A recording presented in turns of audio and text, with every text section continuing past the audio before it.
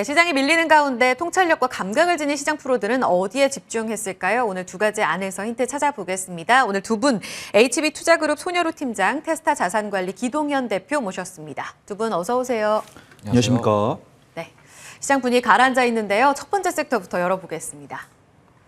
자, 오늘장 프로의 시선이 머문 곳입니다. 첫 번째는 원전주입니다. 수주 기대감에 올라옵니다. 길었던 조정, 이제는 끝이고 행복이 본격적으로 진행이 될지, 주가에 반영될지 알아봅니다. 손여루 팀장님이 보셨습니다. 원전주. 사실 이번 주에 좀 괜찮았죠. 이제 겨울잠에서 좀 깨어나는 분위기입니까? 어떻게 선정하셨어요? 네, 우선 시장 분위기는 이제 시장 브리핑 같은 경우 이제 앵커님께서 주셨겠지만 어려운 장세가 조금 지속되고 있습니다. 네. 저는 어제 낙폭이 좀 컸기 때문에 오늘 좀 기술적 반등이 나오지 않을까 생각을 했었는데 뉴욕 시장이 추가 하락이 나오면서 좀 국내 시장도 맥을 추지 못하는 모습. 그래서 저는 꾸준하게 방송 나오면서 어떤 개별 종목에 좀 집중을 해야 된다. 그래서 개별 종목을 뽑기 위해서 이제 버텀업 전략을 진행을 해야 되는데 최근에 어떤 원전 관련 종목들이 강세를 보여주고 있더라고요. 근데 네. 뉴스를 찾아보시면은 이제 3월 중에 이제 CRM 미국의 IRA 세부한 네. 정책 발표 내용이 있고 3월 14일에 CRMA 아마 다 아시는 내용입니다. 그런 부분들이 발표가 되고 있기 때문에 신재생 에너지 관련 종목들이 강세를 보여주고 있거든요. 네. 근데 그 와중에 어떤 태양광이나 해상풍력이나 수소 같은 부분들은 조금 정부 정책발이 나오면서 좀 강한 모습 보여주었다고 하면은 남은 부분은 원전밖에 없겠죠. 그래서 해당 원전이 다른 신재생 에너지 관련 부분에서는 좀 바닥 대비에 올라오지 못했고 외인과 기관이 집중을 하고 있기 때문에 덤벼봐야 된다. 라고 생각이 들어서 좀 갖고 오게 됐습니다. 네, 원전하면 수주잖아요. 그래서 연초에도 이런 이야기들 꾸준히 나왔고 이번에는 건설사들도 이 원전과 관련된 이야기들이 희소식으로 많이 반영되는데 신한울 3, 4호기 본 계약 시작 소식이 들렸습니다. 그리고 폴란드 원전과 관련된 논의도 우리의 기대의 포인트 중에 하나입니다. 올해 정말 세일즈 외교 통해서 원전 수주 들어올 수 있을지 어느 정도나 기대하고 계세요? 근데 저는 이제 학습 이력 때문에 올해 성과를 꼭 이룰 것이다라고 좀 보기보다는 원전 같은 경우 사실 제가 처음 말씀드리는 게 아니고 저도 한 3-4번 말씀드렸던 것 같아요.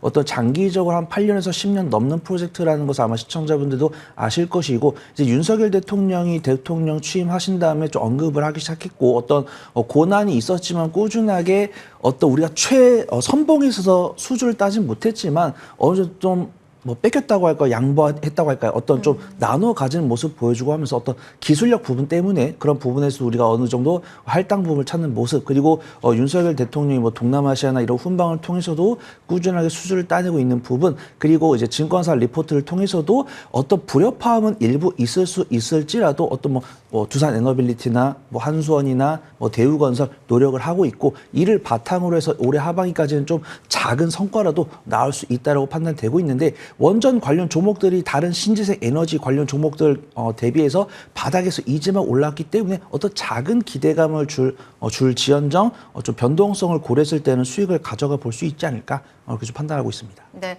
사실상 수주 공개가 중요한 게 아니라 이 모멘텀이 살아있다는 게 좀 중요하고 이제 아직 반영이 되지 않았기 때문에 현재 자리가 매력적이다 이렇게 해주시는데요. 일단 개별적인 이슈도 볼게요. 기동현 대표님. 네. 한국형 원자로 수출을 놓고 지금 미국 기업 웨스팅하우스랑 우리랑 좀 싸우고 있는 상황이잖아요. 네. 이 내용을 어느 정도의 무게로 좀 봐야 될지 궁금합니다. 뉴스에는 네. 국제 중재 절차가 일단 잠정 중단됐다. 네. 미국 측에서는 본인들의 이야기를 본인들의 그림을 따라했다. 네. 이렇게 이야기를 한 상황이라고 하는데 네. 이게 국제전 수주에서 우리한테 불리한 거예요? 그렇죠. 사실 최근 들어서 나오는 이슈는 아니고요. 작년 한 여름 지나고 나서부터 불거졌던 일인데 사실상 지금까지 쭉 조금 늘려오고 정부 쪽에서도 어떤 이렇다 할 어떤 대응을 내놓지를 않았습니다. 네. 그래서 쭉 답보 상태였다가 이번에 한미 방미 윤 대통령이 미국 쪽으로 방문을 하게 되면서 네네. 해당 부분이 조금 해결이 될 수 있지 않을까라는 기대감은 있어요. 하지만 윤석열 대통령이 어느 정도 방점을 찍은 부분은 원전 수출이죠. 하지만 이 외에도 중요한 것들이 산재해 있습니다. 그렇죠. 지금 IRA 해결을 해줘야 되는 거고 반도체법까지도 우리 국내 기업들이 미국에 나가서 크게 피해보지 않게끔 이런 부분들에 조금 해결책에 조금 무게를 둬야 되기 때문에 비교적 조금 원전에 대한 부분은 좀 밀어놓고 협력을 해 나가지 않을까라고 생각하고 있습니다. 우선순위에서 좀 밀려날 수 있다. 네. 이렇게 좀 체크를 해봐야 될 것 같습니다. 만약 이야기가 나온다면 일단 호재는 맞다라고 맞습니다. 얘기해 주셨고요.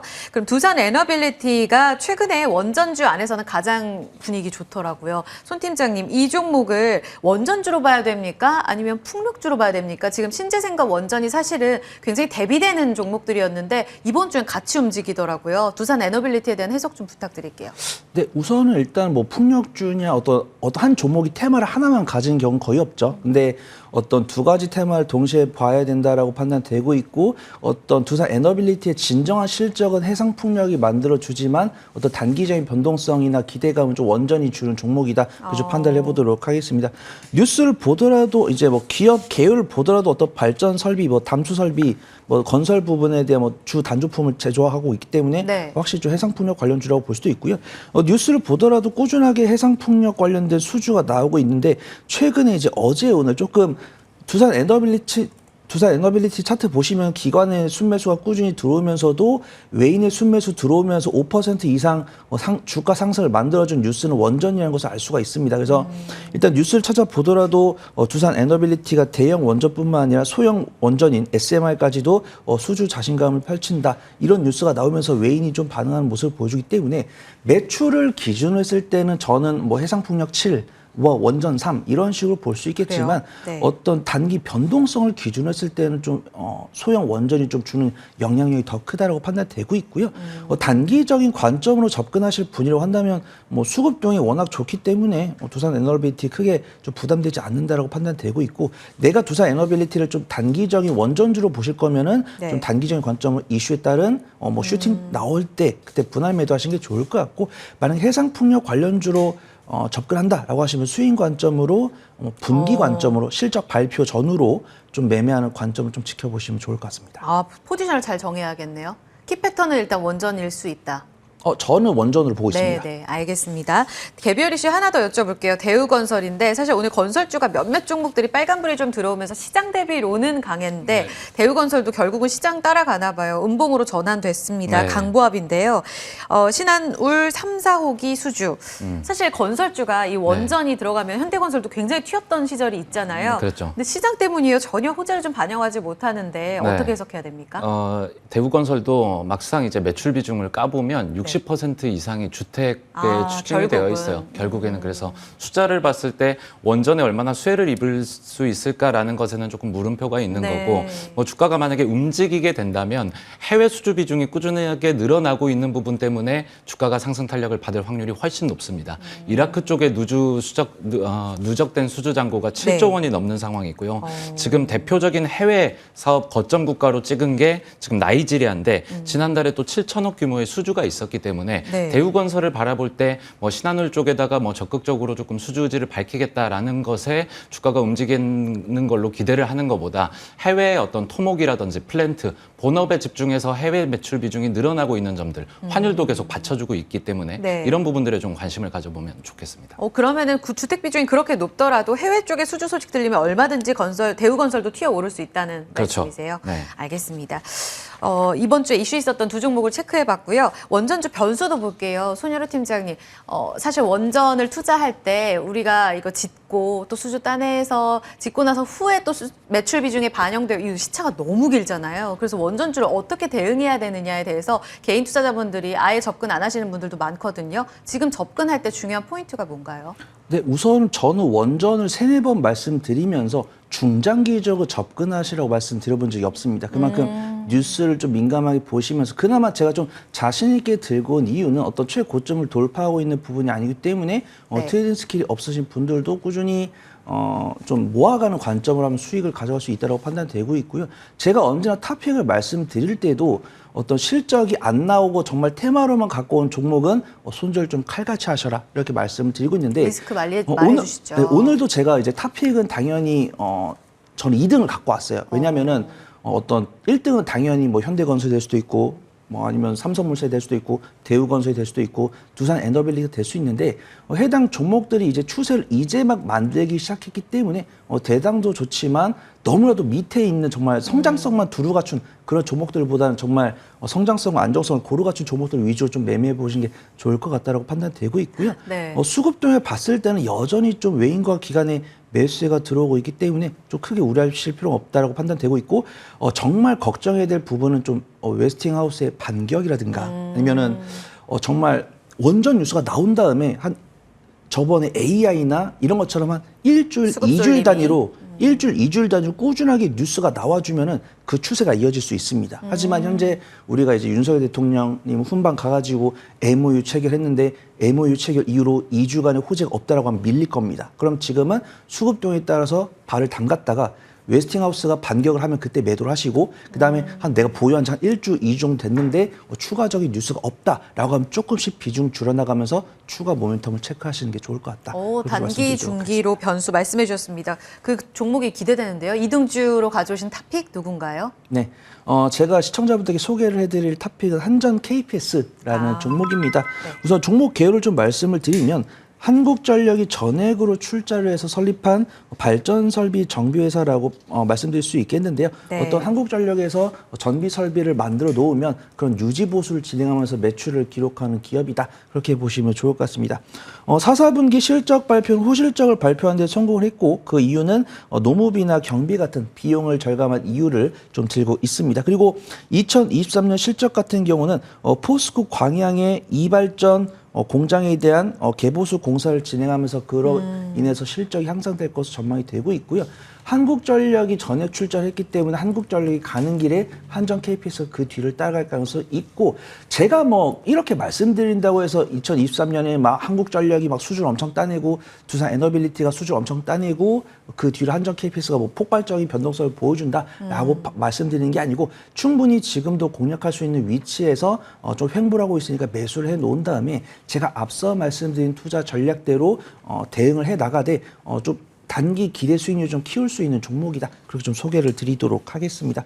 매수가는 제가 원고에 36,200원 말씀드렸는데 36,500원 이하로 접근 가능하실 것으로 전망이 되고요. 손절가는 34,000원, 1차 목표가는 4만 원 잡고 단기 수익 관점으로 지켜보시면 좋을 것 같습니다. 네, 이번 주에 증권가에서 5만 원까지 높여 잡았더라고요. 이런 움직임 속에 수주 기대감 그리고 단기 수익 관점으로 기회를 좀 뉴스랑 같이 좀 체크해 보시면서 대응하시는 게 필요할 것 같아요. 손 팀장님이 강조해 주신 부분입니다. 목표 가격은 4만 원, 손절 라인은 34,000원으로 가격 전략 다시 한번 확인해 주시기 바랍니다. 한전 KPS 원전의 탑픽이었습니다. 자, 두 번째로 가겠습니다. 오늘장 프로의 시선이 머문 두 번째 섹터 어딜까요? 공개해 보겠습니다. 두 번째 이야기 나눠볼 곳은 보험주입니다. 장밋빛 실적에 여전히 저평가까지 새 국제 회계 기준 적용으로 보험주를 보자라는 뉴스가 계속해서 쏟아집니다. 기동현 대표님, 사실 네. 2월 말부터 이 뉴스가 쏟아지더라고요. 네네. 그러면서 막 달렸던 종목들도 있었잖아요. 네. 지금 다시 보자. 네. 기회 여전히 있는 곳이에요. 네, 여전히 저평가도 되어 있고 모멘텀도 살아있다라고 생각을 하고 있습니다. 실적이 과거에 비해서 지속적으로 개선이 되고 있는 부분들 그리고 이 IFRS 17에 대해서 이 개인 투자자분들이 아직 크게 좀 이해하기가 어려운 부분들이 있는 것 같아요. 맞아요. 이런 부분들이 좀 이해가 된다면 보험사가 좀 재평가받을 수 있는 기회가 되지 않을까 생각합니다. 사실 은행주도 연초에 배당 이야기 나오면서 그동안 만년 저평가였는데 벗어날 수 있을 거다 이게 핵심이었잖아요. 네. 그럼 보험주는 그 마법의 세븐틴이라고 하는 국제회계 기준이 들어와서 달라질 네. 수 있다. 뭐가 어떻게 구체적으로 좋아지는 거예요? 우선 은행주는 워낙 이제 정책적으로 많이 좀 누르기 때문에 금리를 좀 마음대로 올릴 수가 없었던 좀 악재가 있었고 보험사로 보면 IFRS 17에 대한 장점을 보자면 네. 원래 보험사에서는 보험료를 인식할 때 이달 들어온 보험료를 매출로 인식을 하고 비용은 조금 뒤로 미루는 경향이 있었습니다. 근데 이제 앞으로는 제조업처럼 수익과 비용을 그 해 모두 잡자라는 거거든요.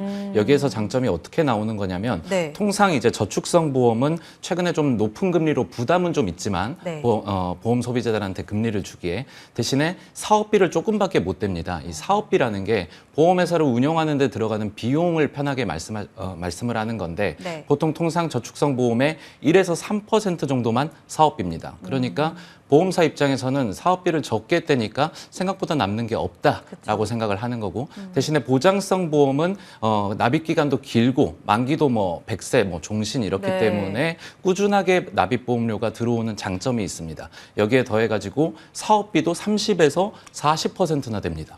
그러니까 보험 소비자 입장에서는 보장성 보험이 불리해 보일 수 있지만 사실 보험회사 입장에서 이 판매의 꽃은 그렇죠. 보통 보장성 보험이라고 보시면 좋겠습니다. 그러면은 이런 부분들이 이제 같이 잡히게 되면서 네. 이 보장성 보험에 있어서 좀 더 적극적으로 계약을 더 늘릴 만한 이런 유인이 된다라고도 그렇죠. 해석할 수 있는 거예요? 네, 그렇죠. 우선은 뭐 저축성 보험을 판매하든 보장성 보험을 판매하든 뭐 둘 다 판매를 할 수 있던 간에 보장성 보험에 집중해서 세일즈를 하는 보험사가 조금씩 유리해지겠다. 새로 바뀌게 되는 제도 안에서는 그렇게 생각합니다. 그래서 신계약 마진 CSM 이야기가 맞습니다. 나오는데 그러면은 네. 손보사가 더 매력 크다라는 증권가의 이야기가 맞아요? 생명보험은 주로 판매하는 상품이 저축성인 연금 아니면 간접 투자를 할 수 있는 변액 상품으로 나누어져 있거든요. 네. 근데 생보 보면 변액 상품 비중이 워낙 높다 보니까 이건 간접 투자 상품이에요. 그러면 펀드로 보험료가 운영이 되게 되는데 최근 시장 상황을 봤을 때 수익률 자체가 아마 나빠져 있을 확률이 상당히 많습니다. 거기에 비해서 손해보험사는 좀 우리 국민들이 좀 의무적으로 들어야 되는 실손보험이라든지 실손. 뭐 자동차 보험 이런 것들을 기본적으로 포트폴리오로 갖고 있는 상태에서 네, 추가적인 보장성 보험, 뭐 건강보험이라든지 뭐 암보험 같은 세일즈가 가능하기 때문에 이렇게 따지면 손해보험사가 유리하겠다라고 판단하는 게 맞습니다. 그렇군요. 네. 그래서 DB손해보험도 잘 갖고 맞습니다. 이해가 됩니다. 그러면 조금 화제를 전환해서 은행의 문턱을 낮춰주겠다. 이런 뉴스도 연초에 좀 들렸거든요. 은행만 하던 업무를 이제 보험이나 증권 쪽으로도 풀어주겠다는 이야기가 뉴스를 통해 나왔는데 아직 확정된 건 아니지만 이렇게 되면 보험주가 또 추가적으로 뭔가 레벨업이 될 수 있는 기회가 많나요, 손 팀장님? 네, 우선 저는 좀 긍정적으로 보고 있습니다. 어떤 은행 입장에서는 달갑지 않겠지만 사실 금융주들 실적이 나오는 방향이 여러 가지인데 이제 뭐 여신 활동, 이제 돈을 빌려주는 행위, 그다음에 수신 활동, 예금을 받는 행위.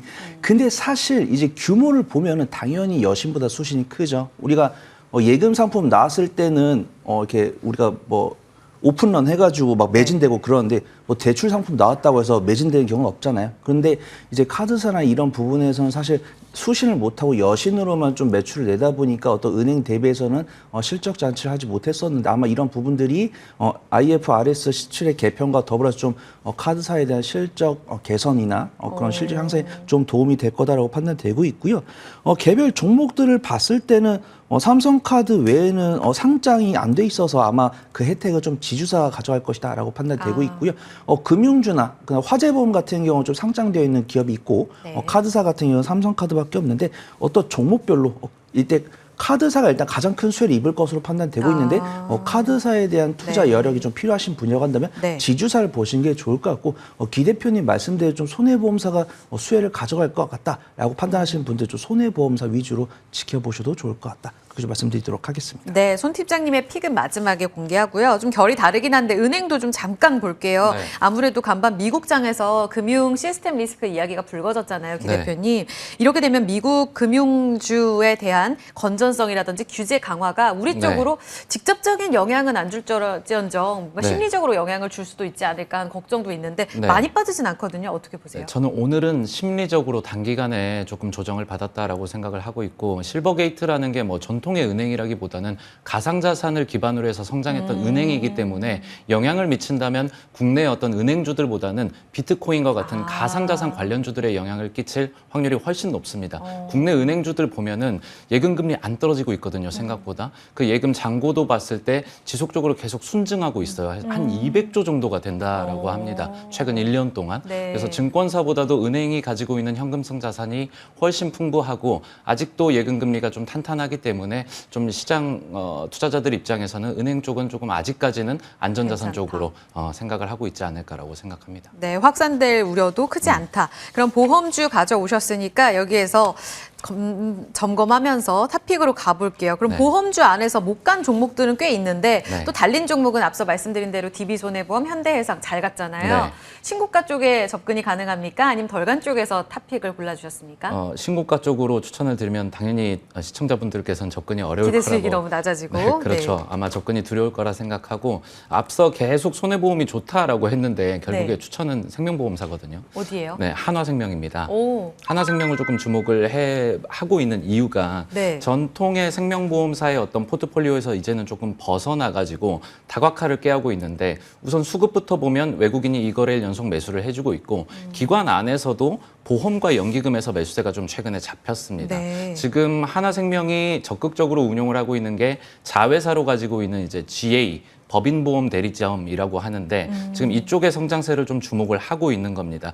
GA는 생명보험 상품도 팔 수 있고 손해보험 상품도 팔 수 있는데 보통의 GA들은 좀 전통적으로 손해보험사의 판매에 좀 매출 비중이 상당히 높습니다. 그래서 이런 부분들을 조금 주목을 하기 때문에 신회계 기준이 도입이 됐을 때 하나생명이 기존에 가지고 있는 계약에서 나오는 어떤 자금력을 바탕으로 GA에서 창출되는 손해보험사의 실적까지 모두 가져갈 수 있겠다.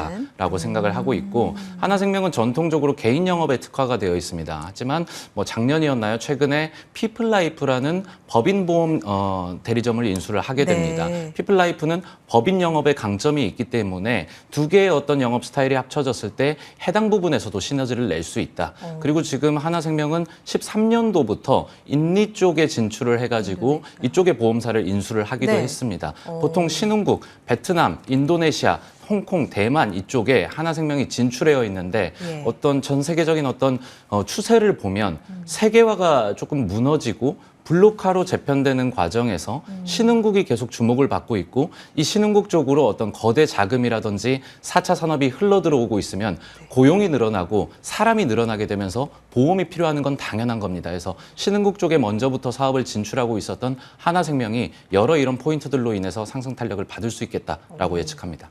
오늘 많이 빠지는데 괜찮습니까? 어제 네. 반납인가요? 오늘 5% 하락인데 네. 전략을 어떻게 잡고 계세요? 크게 걱정하는 수준으로 빠졌다라고는 생각을 하지 않고 있고 최근에 어떤 상승 흐름을 봤을 때 네. 기술적으로는 21선 위에서는 좀 지지하는 흐름들이 나왔어요. 오늘도 어느 정도 21선에서 버텨주는 모습이긴 하니까 예. 매수가는 이제 21선 근처 종가에서 조금 접근이 가능해 보이고 네. 목표가는 3,670원 그리고 손절가 2,500원 설정하도록 하겠습니다. 네, 2,500원 지키는지 확인해 주시면서 종가에 좀 접근 가능하고요. 3,670원의 목표가로 산정되고 있습니다. 한화생명, 손보 쪽에 호재를 다 받아서 흡수할 수 있는 종목으로 이렇게 골라주셨습니다.